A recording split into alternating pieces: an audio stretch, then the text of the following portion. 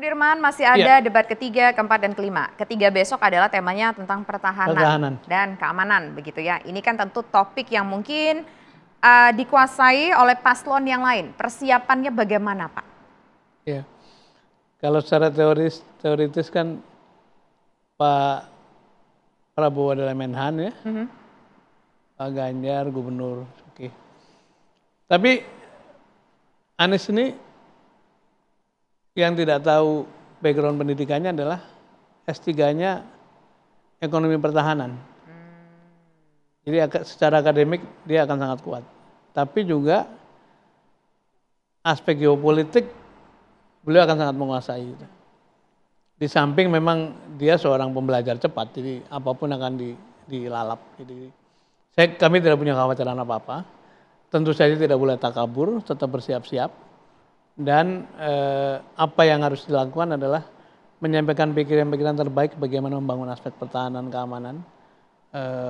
Di sana ada ngomongin pengembangan human resources, sistem, kemudian alutsista segala macam. Tapi menurut saya Pak Anies akan menjalani dengan baik.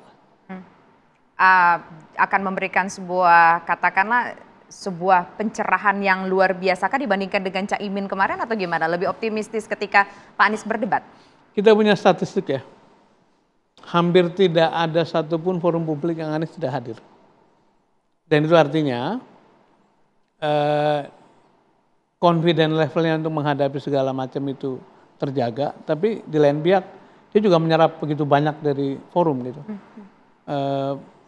Dengan begitu setiap debat, apalagi debat yang sifatnya resmi begini, itu memang akan kita gunakan semaksimal mungkin untuk memberikan public education, termasuk tadi pencerahan segala macam. Dan tentu saja karena ini pertandingan, ini show ya, harus juga ada ngambil poinnya lah gitu. Dan saya yakin sekali bahwa di debat ketiga ini Pak Anies akan unggul. Gimana Pak kemudian dengan efektivitas program Desak Anies? Itu ide brilian dari anak-anak muda. Jadi mulainya itu ada usaha mempertemukan Pak Anies dengan orang-orang yang betul-betul masuk dalam kelompok haters. Jadi yang tidak memilih, yang membenci segala macam. Dan itu diundang secara spontan. Ternyata di berbagai tempat itu terjadi konversi cara pandang dari mulai yang tadinya netral tentu saja jadi suka, yang tadinya jauh menjadi netral. Bahkan yang tadinya sebel, benci karena tidak kenal, tapi begitu dialog malah menjadi pendukung. Dan itu diapresiasi oleh banyak pihak. Sekarang akan diteruskan karena memang cara penyelenggaranya kan sangat natural ya, bukan dibuat-buat, bukan ditata begitu rupa, tapi pokoknya ngobrol bebas saja. Dan saya kira salah satu best public speaker dalam urusan itu ya Pak Anies, dan Anies mendapatkan momentum di berbagai tempat saat itu. Jadi apakah itu juga menjadi salah satu kekuatan bagi Pak Anies untuk bisa maju ke putaran kedua?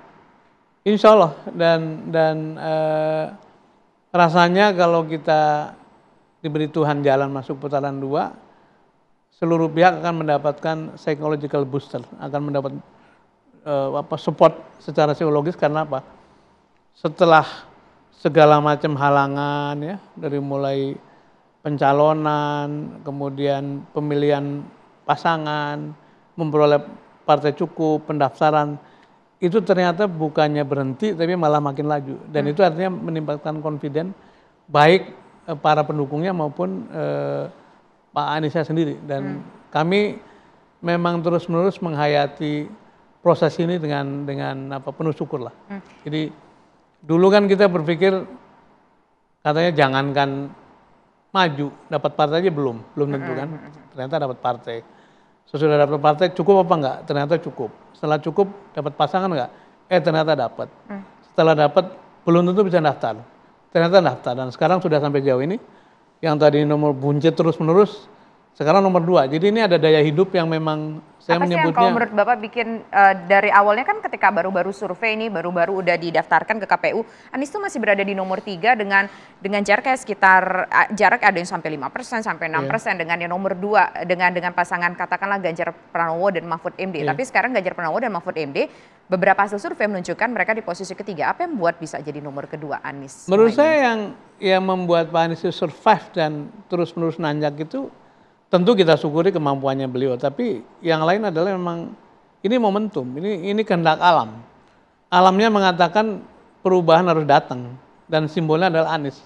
Jadi betapapun orang menghalangi, kalau memang itu menjadi kehendak alam, kehendak takdir Tuhan yang nyampe, dan dilalahnya semua tahapan-tahapan itu dilalui dengan baik. Apa tanda alamnya bisa menunjukkan Anies bisa memenangkan pertarungan?